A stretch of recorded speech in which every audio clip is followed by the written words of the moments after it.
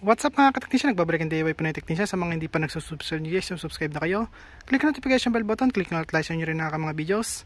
So yun guys, ito na yung DIY electric scooter natin. Ayan, so inspired po ito ng WePed since 2017. Kasi nung nagsimula sila, tsaka ko lang nagkaroon ng idea na gumawa din nito.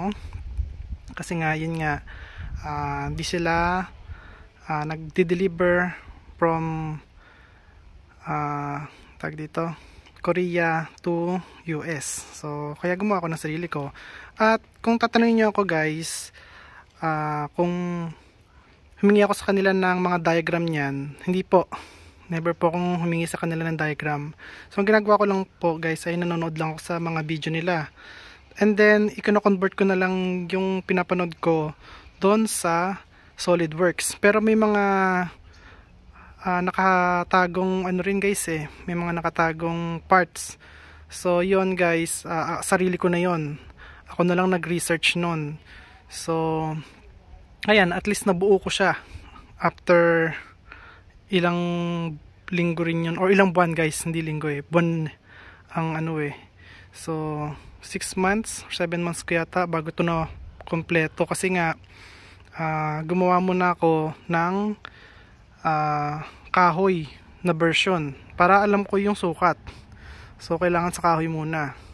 So kung inyo guys, baka sa inyo kung gagawa kayo nito, wag sa kahoy guys, kahit sa tag dito sa karton, pwede doon gumawa.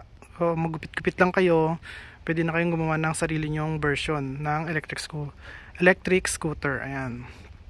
So papakita ko sa inyo guys yung mga parts para malaman nyo rin kung ano yung niya, brand, para makita nyo rin guys kung magkano yung presyo. Okay, so simulan natin syempre dito sa may niya, manubela. So dito guys, simula tayo dito. Ang brand nito or model number guys, ayan. So hindi ko masyado makita ayan. So ito DK324. Ayan. So maghanap kayo ng ganyan guys. O kaya pwede nyo siyang screenshot nyo. Ayan. Tapos tignan nyo guys sa Shopee kung magkano siya. So ayan siya guys. Ano to guys, headlight. Okay. So dito tayo guys sa sunod. Ayan guys, pwede nyong screenshot. Lahat ng pinapakita ko sa inyo guys, screenshot nyo para merong basihan ang Shopee. Okay. So sunod dito tayo guys. Ayan, ecstasy. So balik na rin ko, wait lang. Punta ko dito sa kabila. Ayan guys, so tignan nyo guys, ayan, original po yan ng ecstasy. Ayan, ginawa pa nila yan guys, so ng 2013 pa. Ayan designed by Germany. Ayan siya guys. Bale, ano ba to? Bakit ko nilagyan nito? Papakita ko sa inyo guys kapag finold ko siya. So nakita nyo kasi guys na naka-unfold na siya Tapos eto guys, so dapat to nasa ilalim, pero napa-fold to, kaya kailangan nasa ibabaw to. Kasi masasira to kapag finold ko na to. So ayan yung parts niya guys, parts, yung tag dito, yung buzzer. Kasi ito yung buzzer ko guys, or ayan yung horn. Okay, malakas yan, napakalakas ng decibel. Tapos ito naman yung cellphone holder, ayan, or phone holder. So ayan guys, tingnan nyo kung magkano yan. Ayan. Tapos saan pa ba tayo? Ito guys, syempre yung niya guys, lever. Ayan. So ayan yung tatak niya. Isa-isa ko po yan guys binili, pati to yung thumb throttle. So marami akong binili ng thumb throttle, 10 pirasong thumb throttle yung binili ko, kaya kahit na mag out of business yung thumb throttle, meron akong spare. Ayan. Tapos ito guys, ako lang gumawa nung diagram nito. Binili ko to. Makikita niyo guys, screenshot nyo. So yan. So meron kasi siyang tatlong wire. So tapos nilagyan ko siya ng board, yung tatlong wire na yon. Lagyan ko ng blinking board. Tapos ayan guys, kung nakita nyo, labas na siya dito sa ilalim. Ayan. Dito na siya lumabas. Okay? Ito guys, binili ko rin to. Itong mga connector na to. Para sa weatherproof connector po yan. So bali ganito yung itsura niya. Puro ganyan guys. So yan. So pagka sinalpak nyo siya, ganito na yung itsura niya. So tight sealed po yan. So dito guys, yung sa horn ko, hindi ko muna nilagay. Nandito pa rin siya. Pero in the future, syempre, as sa sinabi ko nung video ko, eto po, nakakabit na yan dito. Okay? So ano pa, ito guys, yung low beam at saka high beam ko guys. Ayan. So pwede nyong screenshot yan, tignan nyo kung magkano. Ito guys yung original, may mga fake na po na to ngayon. Ito guys umabot ng 80 volts DC 80 volts DC hanggang 12 or 9 volts. Ayan. Basta nagsisimula siya sa 9 volts to 80 volts guys. So kayang-kaya nito. Yung mga peke ngayon or yung mga bagong ganyan ay hanggang 12 volts lang po. So kayo guys, ingat kayo. Okay, marami na talagang fake na parts or item. Tapos ito yung controller ko. So kung nakita nyo guys, napaka tagal na talaga niya kasi nakita nyo na nawawala na yung kulay. So ayan, brain power. So ayan, motor controller siya guys na saan na yun? Ito 1000 watts. 1000 watts guys. Naka-angle siya ng ayan, 120 or 60. Okay? Okay, para alam nyo lang. So nakalimit siya ng 38 amps. Pero guys, minodified ko na yung loob niyan. So hindi na 38 amps yan, mas mababa na lang yung amps na nilimit ko dyan kasi yung ano ko guys, itong gulong ko na ginamit yan or yung wheel hub nya ay mababa yung wattage yan guys, nasa 350 yung wattage nyan. So kaya kailangan natin i-limit to. So ibig sabihin, hindi ko masisira yung controller, hindi ko na masisira yung wheel hub. Okay, nakamatch lang silang dalawa. Kasi pag minatch ko sila ng, kunyari bumili ako nito, yung maliit na 350 watts lang, may maliit kasi nito na version eh. So yun guys, hindi ko na ma-maximize yun. Ito, kaya ko i-adjust. Okay, up to 80 volts po yan. Ayan. Okay, so pinalitan ko rin yung mga capacitor nyan. Naka 100 tag dito, naka 100 volts po yung mga capacitor dyan guys. So kung nakita nyo, ayan sinasabi ko sa inyo, naka separate po yung power nyan papunta doon sa may battery. Okay, so ayan yung battery nyan. So kung nakita nyo guys, ang dumi di ba, ang pangit. So papakita ko sa inyo guys kung paano yan linisin mamaya na. Syempre, ano muna tayo, dito muna tayo sa may mga parts guys. So ayan, DNM na air shock, tsaka DNM na spring air. Ayan. Okay, and then etong wheel hub nya guys, separate pa rin yan. Iba yung ano nito, yung pagbili. So ayan guys, tingnan nyo,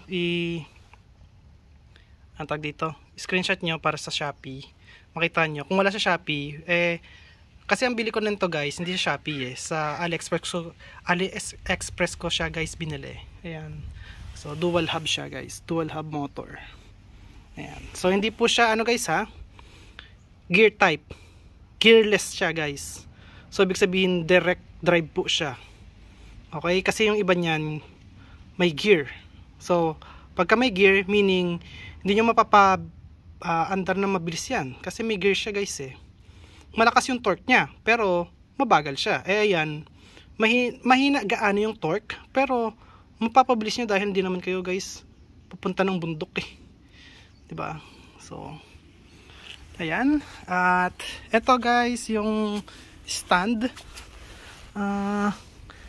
Tignan nyo na lang guys, or ano nyo na lang, screenshot. Ayan. Kasi walang brand eh. Or baka yung brand niyan nakatago. Ayan guys. Ang ginawa ko kasi dyan, mahaba kasi yan, napakahaba. Ang ginawa ko guys, pinutol ko talaga siya. Para makapasok to. So alisin nyo muna to. Putulin nyo yung mismong, eto guys, so ito, yung ayun, yung nandoon. Kasi mahaba yung rod nyan. So syempre puputulin nyo yung kailangan nyo lang. So yun, putol doon. And then kabit nyo na ulit to. And then ayan. Ganda ng, ano ko, ng stand. Ayan. So balik guys, nga pala naka-dual ano siya ha? Dual disc brakes. Ayan. So ito disc brake yan guys, hindi po siya drum brake ha. Kasi ang drum brake, pangit po yung efficient. Ayan, less efficiency po kasi yung drum brake. So di tulad sa disc brake. Ayan guys. At meron ako dito na 12 volts back converter. So from tag dito 120 volts AC, 120 volts DC, sorry, to 12 volts DC, pero 3 amps lang yung kaya niyan guys. So hindi ko mapapakita sa inyo, pero makikita nyo rin yan. So search nyo lang siya guys. Okay? And ano pa ba, yung pag ano nito guys, paglinis, papakita ko sa inyo, wait lang. So ayan guys, at tingnan nyo kung paano ko siya linisin na. So ayan, paper towel. Tanggal na agad. Hindi, joke. Joke lang guys. Kasi adhesive to. Tag dito.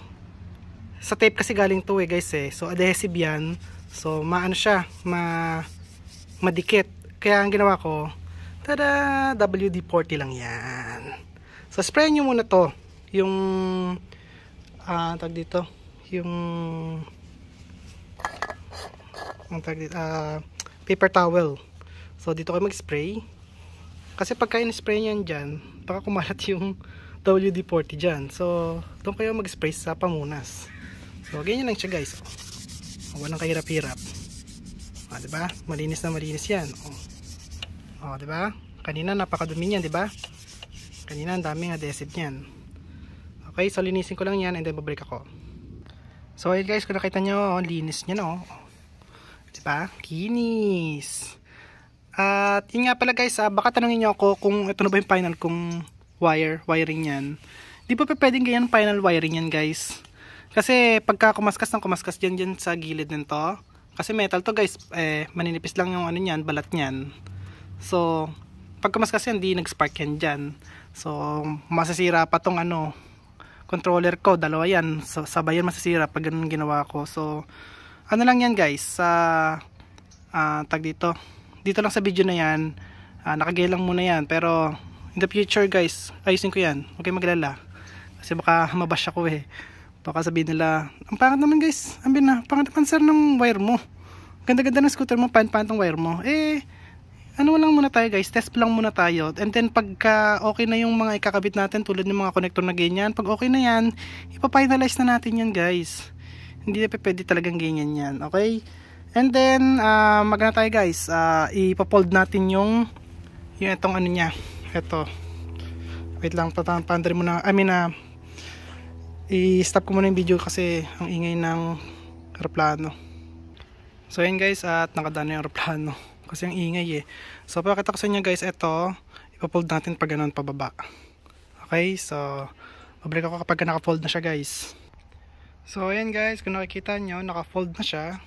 So ayan, pwede na siya ilagay sa trunk ng kotse. Diba, kunyari pupunta ka sa malayo, kailangan mo ng electric scooter. So ayan, naka-fold siyang ganyan guys. Hindi tulad kanina na hindi mo siya mapapasok sa trunk ng kotse guys. So ayan. At gusto nyo makita yung ano nito guys, yung pag-andar nito, syempre sa next video na natin yun kasi mahaba na yung video natin guys. So ayun lang, at huwag kalimutan mag-like, share, subscribe, click notification bell button, click nyo all guys. Bye, peace.